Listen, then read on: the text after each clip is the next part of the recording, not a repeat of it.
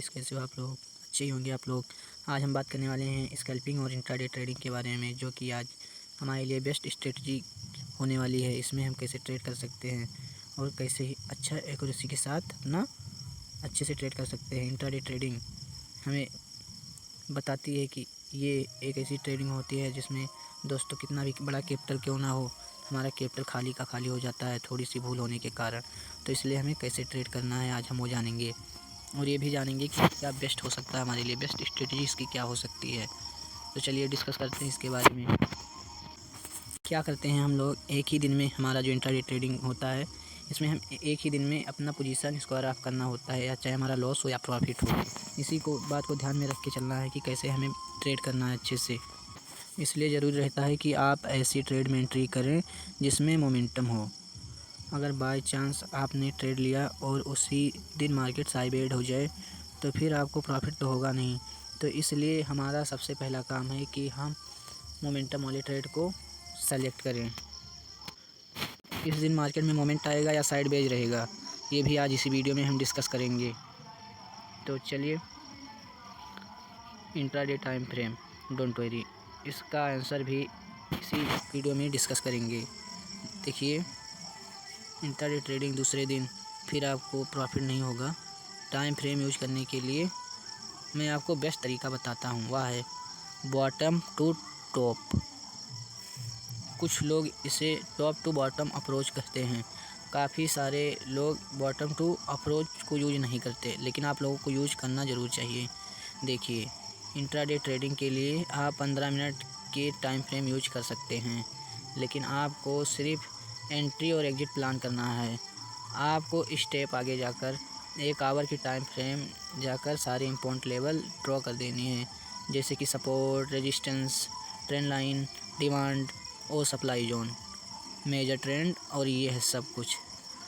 इसके बाद 15 मिनट में आना है और वहाँ आपको इम्पोर्टेंट लेवल के पास कोई कैंडलस्टिक पैटर्न या चार्ट पैटर्न के बेस पर एंट्री करनी है।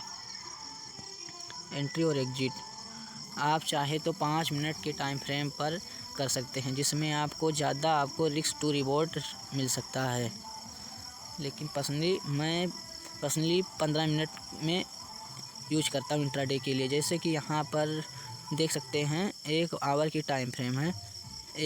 यहाँ पर प्रॉपर अप ट्रेंड है, मार्केट ने हाई और हायर लो की फॉर्मेशन के साथ अप ट्रेंड के साथ मूव कर रहा है 1 आवर में, और हमें एक ट्रेंड लाइन का सपोर्ट मिल रहा है। यह एक सपोर्ट एरिया है और यह एक रेजिस्टेंस एरिया है। ये लेवल हमारे लिए सपोर्ट का काम कर सकता है। इस एरिया के पास एक सपोर्ट भी है और एक बुलिश ट्रेंड लाइन भी है।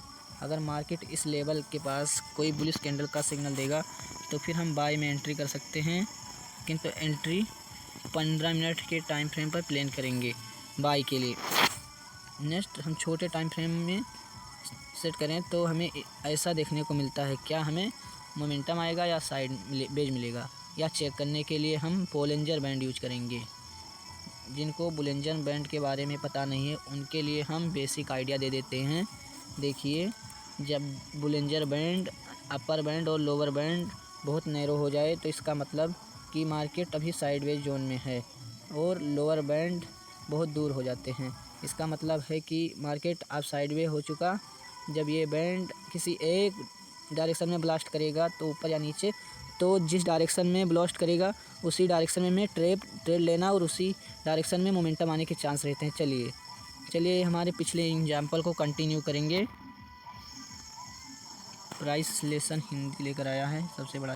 चलिए अब यहाँ पर हम बोलिंजर बैंड अप्लाई कर देते हैं। देखते हैं, बोलिंजर बैंड अप्लाई करने के बाद देखो, जहाँ पर प्राइस नज़दीक आती है वहाँ पर ब्लास्ट होता है, और उसके बाद यह बैंड्स ऊपर के डायरेक्शन में ब्लास्ट किया, मतलब कि अब अप साइड की तरफ एक मोमेंटम मिल सकता है। एटलीस्ट हमें यहाँ साइडवेज मार्केट का सामना नहीं करना पड़ेगा। अब हम वेट करेंगे हमें किसी कैंडलस्टिक पैटर्न का सिग्नल मिले। नेक्स्ट, प्राइस एक डोजी कैंडल बनाता है, लेकिन दूसरी कैंडल इस डोजी कैंडल के हाई के ऊपर क्लोज नहीं हो पाई, इसलिए ये डोजी कैंडल हमारे लिए ज़्यादा मायने नहीं रखती। इसलिए हमें दूसरी कैंडल का सिग्नल मिले तो हम फिर बाय में एंटर करेंगे। इसलिए कि ये बुलिश कैंडल एक ट्रेंड लाइन के पास बनी, यहाँ पर एक सपोर्ट भी है और ऊपर से हम बुलिश ट्रेंड के साथ में हैं। इस कंफर्मेशन कैंडल की वजह से हम यहाँ पर बाय में एंट्री नहीं करेंगे। नेक्स्ट एक बार फिर से बुलिश कैंडल का सिग्नल आया, लेकिन कंफर्मेशन इस बुलिश कैंडल के हाई के ऊपर क्लोज हो चुकी है। फिर हम बाय में एंट्री कर सकते हैं, जिसमें हमारा प्रॉफिट टारगेट इस लेवल के पास रहेगा जहां पर 1 आवर की टाइम फ्रेम में गिरावट मिली थी और एसएल रहेगा यहाँ पे। टाइम फ्रेम में गिरावट मिली थी और एसएल रहेगा यहाँ पर। नेक्स्ट हम देखें तो एक मोमेंटम के साथ हमारा प्रॉफिट टारगेट कंप्लीट हो गया। इस तरह से आप इंट्राडे में बॉटम टू टॉप एनालिसिस करके ट्रेड में एंट्री और एग्जिट प्लान कर सकते हैं। इस ट्रेड में आपको 1 से 1 मिलता है, 1:2 का रिवॉर्ड रेशो मिल सकता है। चलिए एक दूसरा एग्जांपल देखते हैं। इस चार्ट को आप देखिए चलिए दूसरा एग्जांपल देखते हैं, फिर उस पर हम डिस्कस करते हैं। चलिए इस चार्ट को आप देखिए, मार्केट बार बार एक ही सपोर्ट को रिस्पेक्ट दे रही है, इस सपोर्ट को, और इस रेजिस्टेंस को बार बार नीचे आ रहा था, मतलब साइडवेज मार्केट है। ऐसी रेंज में हमें बोलिंजर बैंड या फिर दूसरे इंडिकेटर की अप्लाई करने का कोई ज़रूरत नहीं है, इसलिए साइडवेज मार्केट में आपको कोई मोमेंटम मिलने वाला नहीं है। कुछ लोग साइडवेज मार्केट में भी ट्रेड करते हैं, जैसे कि प्राइस जब सपोर्ट के पास बुलिश कैंडल बनाएगी, तो बाई कर लेंगे और रेजिस्टेंस के पास बेरिश कैंडल बनाएगी तो सेल कर देते हैं। लेकिन ऐसा हमें बिल्कुल नहीं करना है। स्पेशली इंट्राडे ट्रेडिंग के लिए हमें इस तरह से ट्रेडिंग नहीं कर सकते, क्योंकि इसमें आपको मोमेंटम के साथ काम करना पड़ सकता है, क्योंकि इंट्राडे ट्रेडिंग में साइडवेज मार्केट में अवॉइड करेंगे। नेक्स्ट एग्जांपल यहाँ पर आप देख सकते हैं, शुरुआत में प्राइस ने higher high higher low formation के साथ ऊपर जा रहा था 1 घंटे के टाइम फ्रेम में। नेक्स्ट मार्केट में इस सपोर्ट को ब्रेक कर देता है नीचे की तरफ। दोस्तों सपोर्ट ब्रेक हो गया है, तो हो सकता है यह आप ट्रेड डाउन ट्रेंड में रिवर्स हो जाए। नेक्स्ट हम एक ट्रेंड लाइन ड्रॉ कर देते हैं जो कि हमारी रेजिस्टेंस का काम करेगी। ये हमारा रेजिस्टेंस का काम करेगा।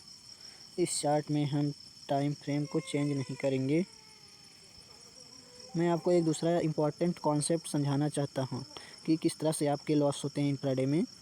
नेक्स्ट प्राइस इस ट्रेंड लाइन के पास आता है, एक बेरिश कैंडल कन्फर्मेशन बनाता है और यहाँ पर हम सेल में एंट्री कर सकते हैं। एसएल इसके ऊपर का रख सकते हैं, इस कैंडल के ऊपर का रख सकते हैं। प्रॉफिट टारगेट में हमारा इस सपोर्ट के लो का रख सकते हैं टारगेट। नेक्स्ट मार्केट नीचे गिर जाता है और हमारा प्रॉफिट टारगेट अचीव हो जाता है। तो दोस्तों मुझे उम्मीद है कि ये वीडियो आपको ज़रूर ही समझ में आया होगा। अगर वीडियो अच्छी लगी हो तो हमारी वीडियो को लाइक कीजिए, सब्सक्राइब कीजिए, क्योंकि हमारा और हौसला बढ़े और आपके लिए ऐसे ही इंटरेस्टिंग वीडियो लाते रहें। तब तक के लिए हमें अलविदा दीजिए। धन्यवाद।